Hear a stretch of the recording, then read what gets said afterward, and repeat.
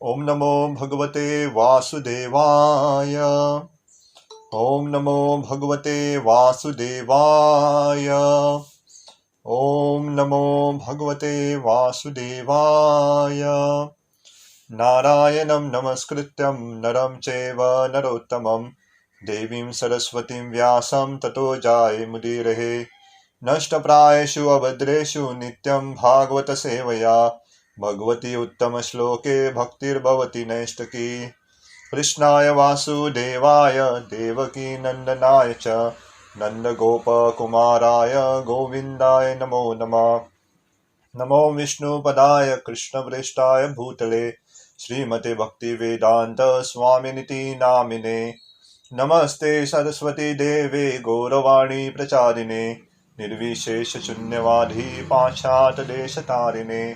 जय श्री कृष्ण चैतन्य प्रभु नित्यानंद श्री अद्वैत गदाधर श्रीवासादि गौर भक्त वृंद। हरे कृष्णा कृष्णा कृष्णा हरे हरे, हरे राम राम राम हरे हरे। हरे कृष्णा। तो श्रीमद् भागवतम की हम दूसरे स्कंद के प्रथम अध्याय, पहला अध्याय, और कल तक हमने श्लोक क्रमांक 19 किए थे, तो आज श्लोक क्रमांक 20 है। तो ये श्लोक इस प्रकार है।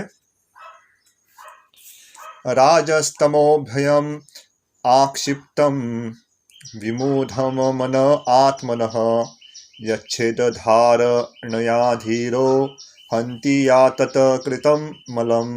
Rajah, the passionate mode of nature, tamo bhayam, as well as by the ignorant mode of material nature, akshiptam, agitated, vimudham, bewildered, manah, the mind, atmana, of one's own, yachet, get it rectified, dharanaya, by conception of Vishnu, dhiraha, the pacified, hanti, destroys, ya, all those, tat kritam, done by them, malam, dirty things.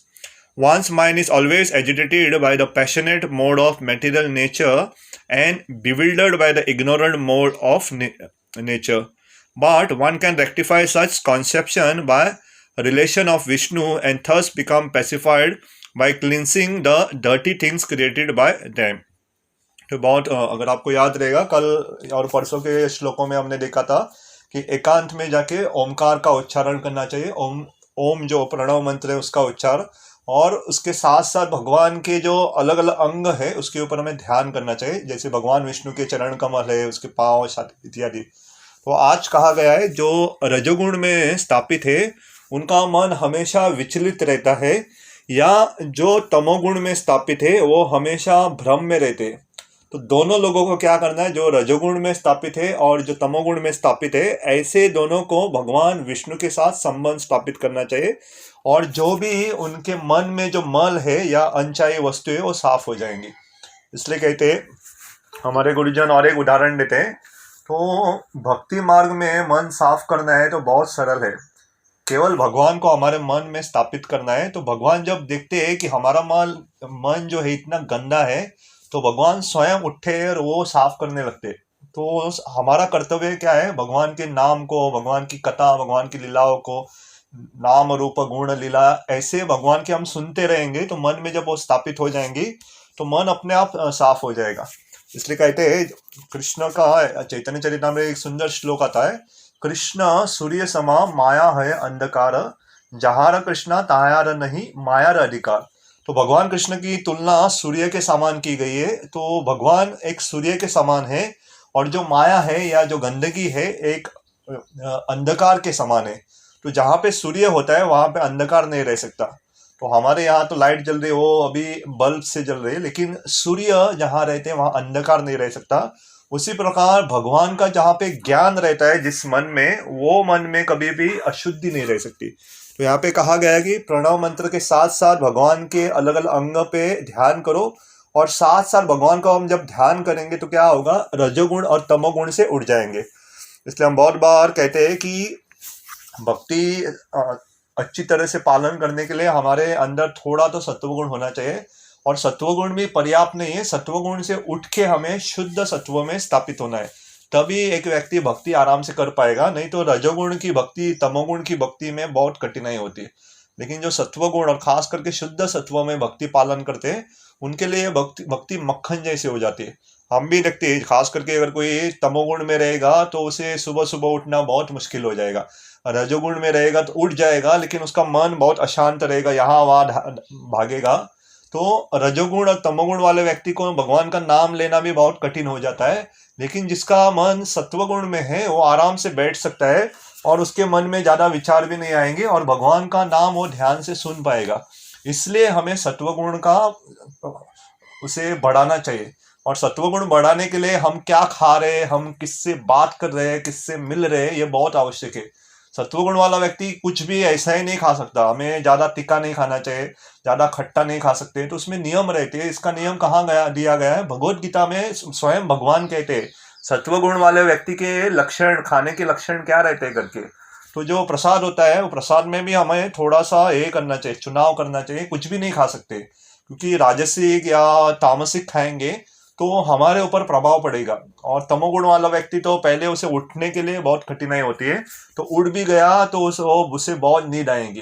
तो उससे भी ऊपर उठना है तो भगवान का ध्यान करना चाहिए। तो भगवान विष्णु का जब हम ध्यान करते हैं तो क्या हो जाता है, ये रजो और तमोगुण से ऊपर उठ के व्यक्ति सत्वगुण में स्थापित होता है। इसलिए हमारा प्रयत्न होना चाहिए कि जो भी हमारे कर्तव्य है, भगवान कृष्ण भगवत गीता में अलग अलग कहते हैं। हमारे खाने पीने के बारे में उल्लेख किया गया है, तो हम दान दक्षिणा करते हैं उसके बारे में भी उल्लेख किया गया है, किसे देना है, कितना देना है, वो सारा उल्लेख किया गया है।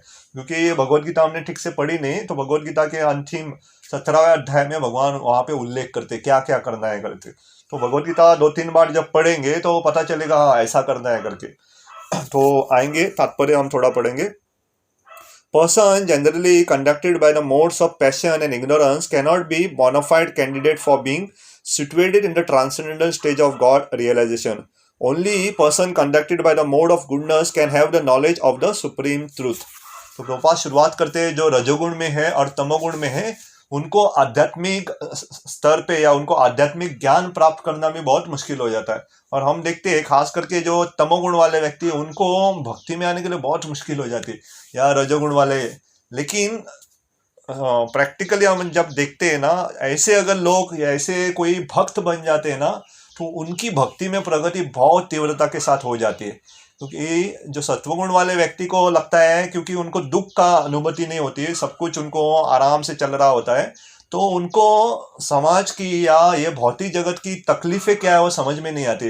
लेकिन तमोगुणी और रजोगुणी वाले व्यक्ति ने बहुत सारे तकलीफें देखी हुई रहती है, उनको मालूम है, तो वो समझ पाते हैं कि तमोगुण और सत्वगुण में क्या अंतर है करके। लेकिन सत्वगुणी वाले व्यक्ति को मालूम नहीं पड़ता, अगर वो भक्त नहीं है, तो सत्वगुण और शुद्ध सत्व में क्या अंतर है करके। तो उसे लगता है कि मेरी जिंदगी आराम से चल रही है तो मैं भक्ति क्यों करूँ करे। लेकिन तमोगुण वाला व्यक्ति अगर भक्ति में आ जाता है तो वो भक्ति बहुत तीव्रता के साथ स्वीकार कर लेता है, अगर रजोगुण ऐसे ही। लेकिन हमें जानना चाहिए कि हमें ये गुणों से छुटकारा पाना है। मुझे याद है हमारे बहुत साल पहले अगरवाड़ अमरजिम के पास, हम शिवलिंग के बाद में वहाँ पे ये 6 दिन का कोर्स रहता था, तो ये युवाओं के लिए रहता, यूथ के लिए। तो ये 3 गुण जो है, सत्वगुण, रजोगुण और तमोगुण, ये रस्सी के समान है जो हमें बांधती है। तो आप समझो एक गाय को बांधा हुआ है, एक पेड़ से बांधा हुआ है। तो सत्वगुण वाली रस्सी क्या है, वो सोने की रस्सी है और लंबी रस्सी है। तो गाय तो पहले तो सोने की रस्सी है, लंबी रस्सी है होने के कारण गाय यहाँ वहां घूम भी सकती है, थोड़ा आपको वहां पे छूट दी गई, आपको पूरा कसके नहीं बांधा है। तो रजोगुणियों वाली जो रस्सी रहती है वो चांदी की रस्सी के समान है। तो ज्यादा लंबी नहीं है लेकिन थोड़ी लंबी है, लेकिन सोने की रस्सी से थोड़ी छोटी है। तो गाय घूम सकती है लेकिन थोड़ा इधर उधर ही जा सकती है, ज्यादा लंबा नहीं जा सकती। और जो तमोगुण वाली जो रस्सी है वो एक इसके लोहे की रस्सी के समान है, आयन। तो लोहे की रस्सी क्या है, उसे कस के बांधा है, वो ज्यादा घूम नहीं सकती। तो तमोगुण में हम भक्ति को हमें ऐसे खोलने हमारा हाथ पांव तो नहीं होता है, बहुत मुश्किल हो जाता है। रजोगुण वाला थोड़ा पसार सकता है, लेकिन सत्वगुण वाले जो व्यक्ति है वो पूरे भक्ति का आनंद ले सकते हैं। उसे शास्त्र आसानी से समझ में आएंगे, उसे भगवत गीता, श्रीमद् भागवत आराम से समझ में आएगा, उसे भगवान का नाम लेने में कठिनाई नहीं होगी, भगवान का कीर्तन करने में आराम से बैठ पाएगा। नहीं तो हमारा मन इतना अशांत होता है, एक जगह पे बैठना बहुत मुश्किल हो जाता है। क्योंकि और एक मैं सुबह ही सोच रहा था, और एक मैं खास करके यहाँ पे जो ऑनलाइन आ रहे हैं उनको कहना चाहूँगा, क्योंकि सुबह का समय रहता है बहुत खास करके भगवान के नाम के लिए। मेरी क्योंकि हमारे काम रहते इसलिए 7 बजे किया, लेकिन जितना हो सके भगवान का नाम लेना चाहिए हमें। अगर किसी को, अगर खास करके जो काम को जा रहे हैं, मैं कह रहा हूँ जिसके पास, जो घर में नहीं है, जिसके पास बाद में समय नहीं रहता, वो चाहे तो ये ऑनलाइन लेक्चर स्किप कर सकते हैं और क्या कर सकते हैं, थोड़ा 4 माला एक्स्ट्रा कर सकते हैं। क्योंकि बाद में शाम के बाद आने के बाद माला करना और सुबह माला करने में जमीन आसमान का अंतर है। वो जो काम करते हैं और बाद में थक के आते हैं उनको मालूम रहेगा, क्योंकि पूरा दिन आप इतने लोगों से मिलते हो, इतना सारा काम करते हो, इतनी सारी आपके मन के ऊपर छवि रहती है, तो शाम को भगवान के नाम के ऊपर ध्यान करना बहुत मुश्किल हो जाता है। तो अगर ऐसा कोई भक्त है जो यहाँ पे जाने के बाद तुरंत उसे काम को जाना होता है, तो कृपा करके ऐसे, ये लेक्चर का रिकॉर्डिंग मैं यूट्यूब पर डालता हूँ, बाद में भी सुन सकते हैं। तो सुबह 4 माला एक्स्ट्रा करके जाओ आप काम को, ताकि शाम को आपकी जो माला है कम होकर के। अगर कोई घर में रह रहा है उसके पास बाद में समय है तो ठीक है, लेकिन अगर कोई काम को जा रहा है खास करके, वो सुबह माला को ज्यादा प्रोत्साहन दे, ना कि श्रवणम को। श्रवणम बाद में भी किया जा सकता है, क्योंकि श्रवणम ये 9 विधा भक्ति है। उसमें चैतन्य महाप्रभु को जब पूछा गया था सबसे प्रथम स्थान किसको देना चाहिए, तो चैतन्य महाप्रभु ने साफ साफ कहा है कि हमें भगवान के नाम को स्थान देना चाहिए। तो सबसे पहले भगवान का नाम, हमारी 16 माला अगर कर रहे, 16 माला पहले होनी चाहिए, बाद का श्रवण हम बाद में भी कर सकते हैं। और अब ये दूसरे स्कंद से मैंने तो नियम बनाया कि ये एक नहीं तो दूसरे दिन तक वो यूट्यूब पे पहुंच जाता है। कल का लेक्चर आज रात को मैंने डाला था, तो कभी मैं जब भी मुझे समय मिलता है तो डाल देता हूँ, तो ये बाद में भी सुन सकते। तो वापस आएंगे, तो प्रभुपाद शुरुआत करते हैं कि रजोगुण और तमोगुण से उठना चाहिए हमें। तो effects of the modes of passion and ignorance are manifested by too much hankering after wealth and woman, and those who are too much after wealth and woman can rectify their leanings only by constant remembrance of Vishnu in his feature composed of impersonal potencies. तो इसके गुण क्या रहते हैं, जो रजोगुण में रहता है और तमोगुण वाला व्यक्ति, उसके लक्षण होने चाहिए ना। हमें कैसा पता चलेगा ये व्यक्ति रजोगुण में है या तमोगुण में है, तो उनको अति आवश्यकता से ज्यादा या उनकी जरूरत से ज्यादा वो पैसे या धन के पीछे भागते हैं, और सामने या स्त्री, और या स्त्री हो तो पुरुष के पीछे, तो ऐसा ये लक्षण रहते हैं। तो अति संग्रह कहते हैं उसे। तो जरूरत से ज्यादा धन की अभिलाषा रखना ये रजोगुण के लक्षण है, या स्त्रियों के पीछे या पुरुषों के पीछे, उनके पीछे आकर्षण होना, वो ये भी रजोगुण के लक्षण है। तो तमोगुण के तो और इससे भी ये है कि सोना या मंद सुमंद, ऐसा कुछ क्या चल रहा है जिंदगी में कुछ पता नहीं, तो ये तमोगुण के लक्षण है। ये प्रभुपाद खास करके 2 लक्षण बताए, धन के पीछे भागना या स्त्री आसक्ति होना। ये अगर आपके हमारे अंदर लक्षण दिख रहे तो ये रजोगुण के लक्षण है। तो प्रभुपाद कहते हैं कि इसे रजोगुण को हमें धीरे धीरे करके निकालना है, और निकालने का सादा उपाय है हमें भगवान के ऊपर ध्यान करना है। तो भगवान क्योंकि विशुद्ध या शुद्ध सत्व में है, तो जैसे हम भगवान का संग करेंगे या ऐसे शुद्ध भक्तों का संग करेंगे, तो हम भी शुद्ध सत्व में स्थापित हो जाएंगे। अगर संस्कृत में और एक शब्द इस शुद्ध सत्व को इस्तेमाल किया जाता है, वो है वासुदेव। तो वासुदेव केवल भगवान का नाम नहीं है, वासुदेव वो स्थिति भी है जहां पे हम भगवान का ध्यान कर पाते। तो ऐसे स्थिति को भी वासुदेव स्तर बोलते। तो वासुदेव स्तर का मतलब है शुद्ध सत्व स्तर, जहां पे हम भौतिक आलंबन या भौतिक वस्तु से परिणाम नहीं पड़ता हमें, कुछ उसका इंग्लिश में इफेक्ट नहीं होते। हम कुछ भी हो हमारे जीवन में, अच्छा हो बुरा हो, उससे कुछ फर्क नहीं पड़ता।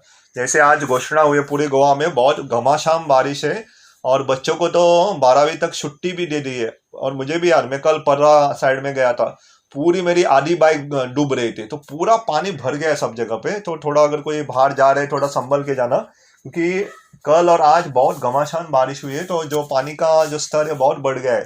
तो बहुत जगह पे जो बाइक्स कार जो आदि के ऊपर डूब रही है। तो ऐसा अगर कुछ खास करके जो गिरी साइड या पर्रा साइड जा रहे हैं, बहुत पानी भरा हुआ है। तो कल तो वापस आएंगे तो प्रभुपाद सादा उपाय कहते हैं कि भगवान के संग लेंगे, भगवान के बारे में जब श्रवणम करेंगे या सुनेंगे, तो उसका रजोगुण चला जाएगा। Such impersonalists think of themselves as liberated soul, but they have no knowledge of the transcendental personal feature of the absolute truth. Actually, they are impure in heart on account of being devoid of knowledge of the personal feature of the absolute truth. तो एक श्रेणी के लोग ऐसे भी रहते हैं जो भगवान के साक्षात रूप या भगवान के साकार रूप को नहीं मानते, इंग्लिश में भगवान के पर्सनल फॉर्म को नहीं मानते। तो साकार रूप को नहीं मानने वाले लोग क्या है, वो भ्रमित है और उनका जो ज्ञान है कम है। क्योंकि हमें साफ साफ जानना चाहिए कि व्यासदेव ने भागवतम लिखा है, उसमें व्यासदेव क्या कहते हैं वो हमें जानना चाहिए। तो वो साफ साफ कहते हैं कि भगवान का स्वरूप है करके। ब्रह्मा जी क्या कहते हैं, ब्रह्मा जी भी कहते हैं साफ साफ कि भगवान का स्वरूप है करके। ईश्वर परम कृष्ण सच्चित आनंद विग्रह कहते। ये जो शब्द विग्रह है, तो हम अभी गणेश चतुर्थी गणेश विग्रह कहते हैं, कौन सी भी मूर्ति को हम विग्रह कहते हैं। तो विग्रह का मतलब डीटी, तो भगवान का विग्रह है, उसका आकार है, वो भगवान निराकार नहीं है। तो ये कम ज्ञान के कारण ऐसा लोग सोचते हैं कि भगवान में कुछ ज्ञान नहीं है करके। तो प्रणव मंत्र भी जब उच्चारण करते ओम, उनको लगता है ओमकार का मतलब ऐसा कुछ आकाश में ऐसे ध्वनि है, उनको कुछ ये नहीं आकार नहीं है करके, लेकिन ऐसा नहीं है। तो जैसे हमने कल परसों भी चर्चा की थी, भगवान के 3 स्वरूप रहते हैं। भगवान परमात्मा स्वरूप में रहते, भगवान ब्रह्मन स्वरूप में रहते और भगवान के स्वरूप में भी रहते। तो आगे प्रभुपाद लिखते हैं, in the Bhagavad Gita it is said that after many hundreds of birth the impersonal philosopher surrender unto the personality of godhead. तो ये भगवद गीता में भी उल्लेख किया गया है मनुष्य की बहुत जन्मों के बाद, बहुत हजारों जन्मों के बाद ऐसे जो ब्रह्मवादी रहते हैं भगवान की शरण लेते हैं। तो अनेक शास्त्रों में भी उसका उल्लेख है कि मौनाम जन्मने अंते ज्ञानवान मम प्रपद्ये वासुदेव सर्वमिति सह महात्मा सुदुर्लभ। तो भगवद गीता में भगवान कृष्ण क्या कहते हैं कि ऐसे जो महात्मा है जो जानते हैं कि वासुदेव सर्वमिति, की भगवान कृष्ण ही सर्व है, वो बहुत कम है कहते हैं, वो बहुत दुर्लभ। तो बहुत सारे लोग रहते हैं लेकिन उनको ज्ञान नहीं रहता, तो ये उनके कम ज्ञान के कारण होता है। तो भगवद गीता हमें इसलिए ध्यान से पढ़ना चाहिए, तो भगवान क्या कह रहे हैं उसके उपदेश को मानना चाहिए। तो कल एक मैंने बहुत सुंदर आर्टिकल पढ़ा, तो हमारा जो श्रद्धा है ना, एक छोटे बच्चे के समान होना चाहिए। तो जो भी भगवान ने कहा ना, हमें आंख बंद करके उसके ऊपर विश्वास रखना चाहिए। तो भगवान हमसे कभी झूठ नहीं बोलेंगे, भगवान हमें कोई गुमराह करने के लिए नहीं कहा भगवद गीता। तो भगवान हमें फंसाने के लिए नहीं कहा। भगवान को ऐसा नहीं कि आपको बोल के आपसे कुछ धन या आपकी संपत्ति, आपका घर गाड़ी चाहिए, नहीं। भगवान ने साफ साफ कहा है करके, वासुदेव सर्वमिति सह महात्मा सुदुर्लभम। जो जानते हैं कि वासुदेव या मैं सब कुछ हूं करके, ऐसे महात्मा सुदुर्लभ है, बहुत दुर्लभ है कहते, बहुत कम लोगों को मालूम होता है। इसलिए बाहर की दुनिया में जब हम जाते हैं, लोगों को ये मालूम नहीं रहता, तो हमारा एक कर्तव्य है कि लोगों को ये ज्ञान दे करके, तो उनकी भाषा में जैसे वो समझे, उनकी भाषा में हमें बताने का प्रयत्न करना चाहिए। तो ये कैसे समझ सकते हैं कि जब भी कोई संकट आता है या कुछ हो जाता है, तो एक भक्त को पूरा विश्वास होना चाहिए कि भगवान की अनुमति के बिना ये संकट नहीं आ सकता, तो ये भगवान का महाप्रसाद ही है करके। तो प्रहलाद महाराज के जीवन में हम देखते हैं, तो प्रहलाद महाराज के जीवन में इतने सारे संकट आ रहे थे, लेकिन उनको दुख नहीं हो रहा था, वो बहुत खुश हो रहे थे क्योंकि वो जानते थे भगवान ने भेजा हुआ है करके। तो आगे प्रभुपाद लिखते हैं, Pantheism is the highest status does not permit the student to form an impersonal conception of the absolute truth, but it extends the conception of the absolute truth into the field of so-called material energy. Everything created by the material energy can be dovetailed with the absolute by an attitude of service, which is the essential part of living energy. तो दूसरा और एक प्रकार के लोग हैं जिनको pantheism कहते हैं। ये भगवान के ब्रह्मन स्वरूप में नहीं मानते, लेकिन उनको पता है कि ये सारे आए, ये प्रकृति खास करके ये भगवान की जो शक्ति है प्रकृति, उससे एक मानते हैं।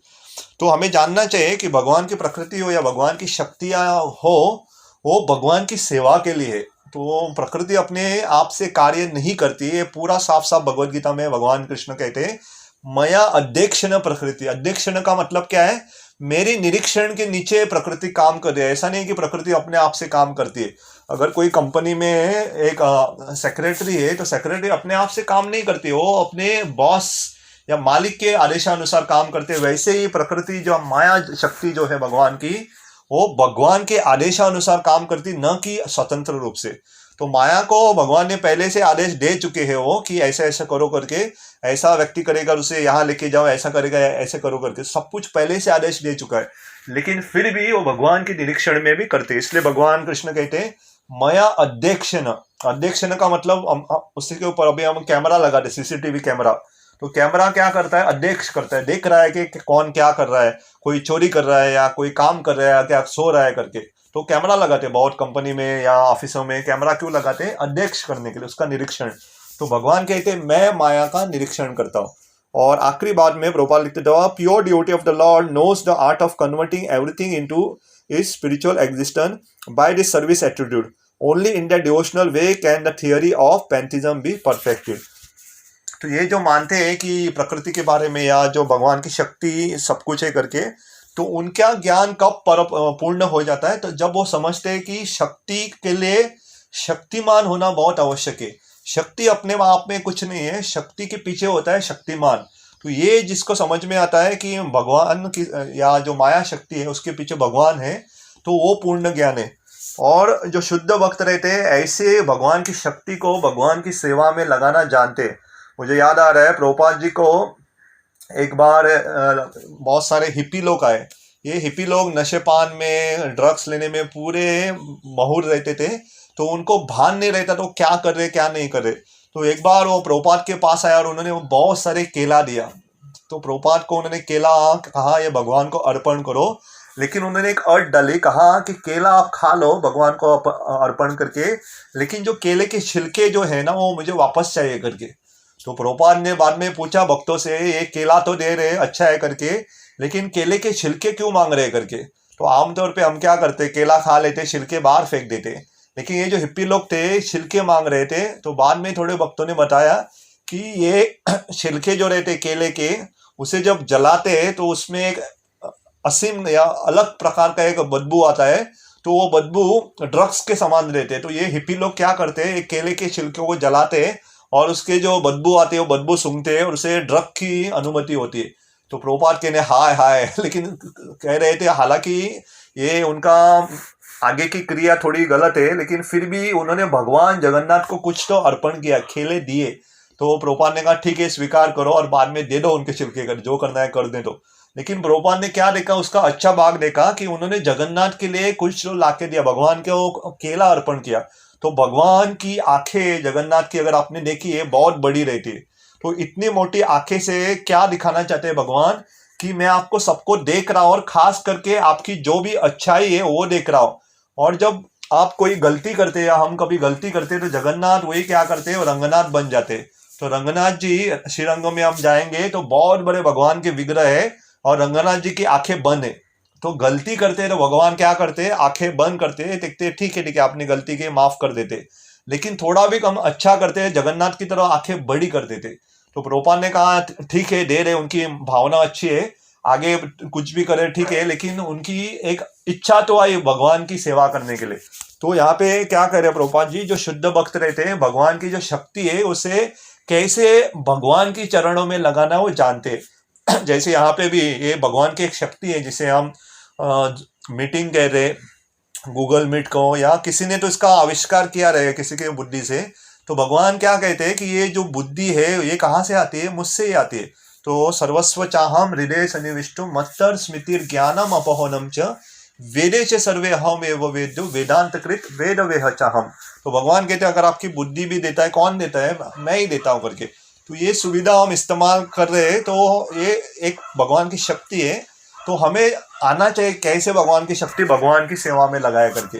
या प्रभुपाद को बहुत बार थोड़े साधु या कभी कभी पत्रकार भी उसका आलोचना करते थे कि प्रभुपाद हमेशा जब जाते थे तो फ्लाइट से जाते थे, विमान का इस्तेमाल करते थे। तो प्रभुपाद से एक बार उन्होंने प्रश्न पूछा कि आप एक सन्यासी हो, आप साधु हो और आप विमान का इस्तेमाल कर रहे हो, कि ऐसा क्यों करके। क्योंकि पहले के जो स्थानिक साधु रहते थे, जो पारंपरिक साधु रहते थे, वो चल के जाते थे, वो गाड़ी विमान इसको हाथ नहीं लगाते, चल के जाते थे। तो प्रभुपाद ने जो उत्तर दिया आप भी ध्यान से सुनो, प्रभुपाद का उत्तर सुन के ना केवल पत्रकार पूरे विश्व में बवाल आ गया। तो प्रभुपाद ने कहा कि लोग इतने तेजी के साथ नर्क की तरफ जा रहे हैं, नर्क में जा रहे हैं, तो उनको बचाने के लिए अगर मैं विमान ले रहा हूं तो उसमें क्या आपको आपत्ति है। तो समझ में आया कि लोग इतना पाप कर रहे हैं और इतना तेजी के साथ नर्क में जा रहे हैं, तो पूरे विश्व में सबको मार्गदर्शन करने के लिए अगर विमान ले रहे तो क्या फर्क। बाद में एक बार प्रभुपाद एम्बेसडर कार लेके आए, तो प्रभुपाद से पूछने के आप गाड़ी में घूम रहे हो ऐसा क्या है ये साधु करके। तो प्रभुपाद ने कहा क्योंकि मैं भगवान का प्रतिनिधि हूँ, ये एम्बेसडर कार तो बहुत छोटी सी कार है, भगवान के प्रतिनिधि को तो सोने की कार देनी चाहिए। तो सब चुप बैठ गए। या मुझे याद है उडुपी भगवान के लिए भी, जब उडुपी भगवान के अलग अलग श्रृंगार है, उनका एक वस्त्र है, उनके एक कपड़े है, उनके कीमत है पूरे उनका हीरो से बना हुआ है। तो उनकी कीमत उस समय लगभग 10-12 साल पहले की 1 करोड़ थी। तो 1 करोड़ के कपड़े पहन रहे, तो बहुत सारे लोग आलोचना करने लगे, क्या आप भगवान को करोड़ों के कपड़ों दे रहे हो करके। तो मामा उड़पी मठ के जो हमारे सन्यासी, उन्होंने सुंदर उत्तर दिया, कहा ये भगवान जो है पूरे विश्वनाथ है, सारा जग उनका ही है। तो अगर हम उनको थोड़ा सा हीरे मोती दे रहे, वो भी केवल 1 करोड़ के, उसमें क्या बुरा है करके। सब कुछ भगवान का ही है, तो उसमें 1 करोड़ भगवान को दिया, तो उसमें क्या है। जब कोई करोड़ों की संपत्ति लूट के लेके जाता है, करोड़ों में गफला करते, तब कोई कुछ बोलता नहीं। लेकिन कुछ भगवान को दे दिया, या भगवान के जो भक्त कुछ इस्तेमाल करने लगे, तो हमारा पूरा गुस्सा आ जाता है कि ऐसा कैसा करके। तो सब कुछ भगवान का है और भगवान की सेवा करने वाले भक्तों का है, तो उसमें क्या आपत्ति है। तो प्रभुपाद यहाँ पे साफ साफ कहते हैं कि शुद्ध भक्त जानते हैं कि भगवान की जो शक्तियां रहती है, उसे कैसे भगवान की सेवा में लगाना है। तो यहाँ पे भी ये इतने सालों से हम सत्संग कर रहे हैं, उसका निष्कर्ष यही है कि हमें जानना चाहिए कि अलग अलग शक्ति रहती है भगवान की, उसे कैसे भगवान की सेवा में लगाना है। और आज के श्लोक का विशेषता यही है कि रजोगुण में अगर हम हैं या तमोगुण में है, उससे ऊपर अगर उठना है तो भगवान का श्रवण करना है। खास करके यहाँ पे उल्लेख किया कि भगवान विष्णु का। तो हमारे लिए भगवान विष्णु, भगवान कृष्ण, भगवान राम, नरसिंह, सारे भगवान की जो अवतार है, उसके बारे में बार बार हमें श्रवण करना चाहिए, बार बार सुनना चाहिए। क्योंकि कलयुग की बुद्धि ऐसी है कि अगर हम सुनेंगे नहीं तो भूल जाते हैं। इसलिए बार बार नियमित रूप से हमें सुनना चाहिए, भगवान का श्रवण करना चाहिए और भगवान का नाम लेना चाहिए। तो ये बहुत सुंदर श्लोक। तो यहाँ से इस श्लोक से हम जान सकते हैं। जैसे और एक मैं लास्ट उदाहरण देके यहाँ पे रुकूंगा। तो ये जो 3 गुण है ना, रजोगुण हो या सत्वगुण और तमोगुण हो, तो अगर आप सोचो किसी को भगवत धाम जाना है, वो आकाश में उड़ने के समान है। लेकिन अगर विमान को आकाश में उड़ना है ना, तो विमान ऐसे ही नहीं उड़ सकता है। तो विमान को एक वस्तु की आवश्यकता रहती है, जिसे कहते हैं रनवे। अगर आपने एयरपोर्ट पे आप गए हो या विमानतल पे गए हो, वहां पे एक लंबा सा रास्ता रहता है जहां पे विमान भाग सकता है। विमान को तेजी के साथ चला के, विमान की जब गति उनकी पर्याप्त मात्रा में हो जाती है, तभी विमान ऊपर उड़ सकता है। तो विमान और हेलीकॉप्टर में बहुत अंतर रहता है। हेलीकॉप्टर जगह से उड़ सकता है, विमान नहीं उड़ सकता है। विमान को थोड़ा भागना रहता है और बाद में उड़ता है। तो ये जो विमानतल की जो रनवे है ना, वो सत्वगुण के समान है। अगर आपके पास सब कुछ है, विमान भी है, विमान एक शरीर के समान है, लेकिन भागने के लिए कुछ नहीं है, तो आप उड़ नहीं पाओगे, आप भगवत धाम जाना बहुत मुश्किल हो जाएगा। इसलिए जो रनवे है वो क्या है, वो सत्वगुण के समान है। अगर व्यक्ति सत्वगुण में स्थित है, उसे भक्ति करना बहुत आसान हो जाता है। और जो रजोगुण और तमोगुण क्या है, तमोगुण का मतलब आपके पास कुछ है ही नहीं, आप जगह पे ऐसे सोए हुए हो। रजोगुण का मतलब आपके पास है लेकिन छोटा सा है, छोटे रनवे पे भी आप कुछ नहीं कर सकते हो।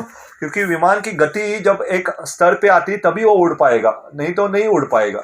आप विमान को बढ़ो कि यहाँ से उड़ो करके नहीं उड़ पाएगा।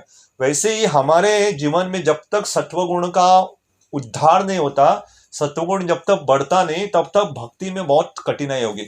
अगर किसी को जानना है कि सत्वगुण क्या है, भगवत गीता खोलो, भगवत गीता का 17वां अध्याय खोलो, सत्वगुण के बारे में भगवान क्या क्या कहते हैं, क्या खाना चाहिए, क्या करना चाहिए, सारा दिया गया है। तो एक बार पढ़ो। पूरा तात्पर्य पढ़ने की आवश्यकता नहीं, केवल श्लोक भी पढ़े तो आज के दिन पढ़ के ले लो क्या क्या चाहिए, इसको जानना है करके। तो मैं रुकूंगा यहाँ पे क्योंकि ऑलरेडी समय हो चुका है।